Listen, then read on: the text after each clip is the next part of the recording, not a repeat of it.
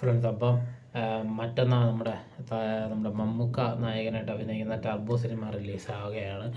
അപ്പോൾ ഈ cinema announce ചെയ്ത സമയം തന്നെ നമുക്ക് ഒട്ടേറെ പ്രതീക്ഷകൾ നൽകുന്നുണ്ട്. കാരണം ഒന്നാമത്തെ കാര്യം, ഇതിൻ്റെ സ്റ്റോറി മിഥുൻ മാനുവലാണ്, പിന്നെ ഡയറക്ടർ വൈശാഖാണ്. ഒന്നാമത്തെ കാര്യം, നമ്മളിപ്പോൾ വൈശാഖിൻ്റെ പടമെന്ന് വെച്ചാൽ ഒരു ആവറേജ് സ്ക്രിപ്റ്റ് ആണെങ്കിൽ പോലും പടം ആ മേക്കിംഗ് ഒക്കെ വെച്ച് കിടിലൊക്കെ അതേ ഒരു ഹൈപ്പാണ്. അപ്പോൾ അതിൻ്റെ ഇടയിലാണ് സ്ക്രിപ്റ്റ് മിഥുൻ മാനുവലെന്നും കൂടെ ആയപ്പോൾ സ്ക്രിപ്റ്റ് നല്ല സ്ക്രിപ്റ്റ് ആയിരിക്കും എന്ന് നമുക്കൊരു വിശ്വാസമുണ്ട്. പിന്നെ ലാസ്റ്റ് ഇറങ്ങിയ ഓസ്ലർ എനിക്ക് ഒരുവിധം ഇഷ്ടപ്പെട്ടു. ഭയങ്കര ബോറെന്നല്ല എങ്കിലും കൊള്ളാം. എങ്കിലും മിഥുൻ മാനുവലിൻ്റെ മിക്ക സിനിമയും നല്ല സിനിമകളാണ്.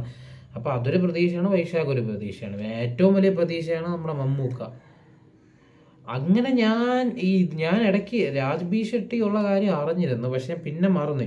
അങ്ങനെ ഇതിൻ്റെ ട്രെയിലർ റിലീസായ സമയത്താണ് രാജ് ബി ഷെട്ടി ഉള്ള കാര്യം എനിക്ക് വീണ്ടും ഓർമ്മ വന്നു. അപ്പോൾ എനിക്ക് അതും ഭയങ്കര എക്സ്പെക്റ്റേഷനാണ്. കാരണം ഈ കന്നഡയിൽ ഏറ്റവും ഇഷ്ടമുള്ള നടന്മാരാണ് ദീക്ഷിത് ഷെട്ടി, ഋഷഭ് ഷെട്ടി, രാജ് ബി ഷെട്ടി. എനിക്ക് ഇവരെ സിനിമകളൊക്കെ നല്ല ഇഷ്ടമാണ്. പ്രത്യേകിച്ച് ഇപ്പോൾ രാജ് ബി ഷെട്ടി ഡയറക്റ്റ് ചെയ്ത ഒരു പടം, ഞാൻ പേര് സോദി അങ്ങനെ തോന്നാം, അത് നല്ലൊരു ഫീൽ ഗുഡ് മൂവിയാണ് അത്. അപ്പോൾ എനിക്ക് അതുകൊണ്ട് അദ്ദേഹത്തിന് നല്ല ഇഷ്ടമാണ്.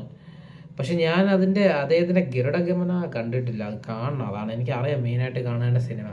അത് ഞാൻ കാണാം. അപ്പോൾ ഇവരൊക്കെ തന്നെയാണ് പ്രതീക്ഷ. അപ്പോഴാണ് ഈ ട്രെയിലർ വന്നപ്പോഴും ഞാൻ എന്ത് പ്രതീക്ഷ അതാ ട്രെയിലറിലുണ്ട്. കാരണം നമ്മൾ ഈ ടർബോ വൈശാഖിൻ്റെ പടം എന്നൊക്കെ പറയുമ്പോൾ നമ്മൾ പ്രതീക്ഷിക്കുന്നത് ഇത് തന്നെയാണ്, ഒരു ഫൈറ്റ് മസാല അങ്ങനത്തെ ഒരു പടം തന്നെയാണ്. പക്ഷെ ഇതെനിക്ക് തോന്നുന്നു നല്ലൊരു സ്റ്റോറിയും കാണുമായിരിക്കും. പക്ഷെ എനിക്ക് ട്രെയിലർ ഭയങ്കരമായിട്ട് ഇഷ്ടപ്പെട്ട്.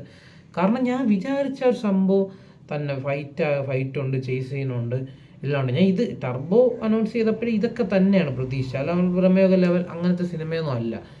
അപ്പം ഞാൻ പ്രതീക്ഷേൻ്റെ വകയുണ്ട്. അപ്പം ഞാൻ ഇനി FDFS പോകാനാണ് പ്ലാൻ. FDFS ഞാൻ പോകണമെന്നുണ്ടെങ്കിൽ ഞാൻ പറ്റുമെങ്കിൽ പ്രേക്ഷകരുടെ പ്രതികരണം എടുക്കാൻ നോക്കാം.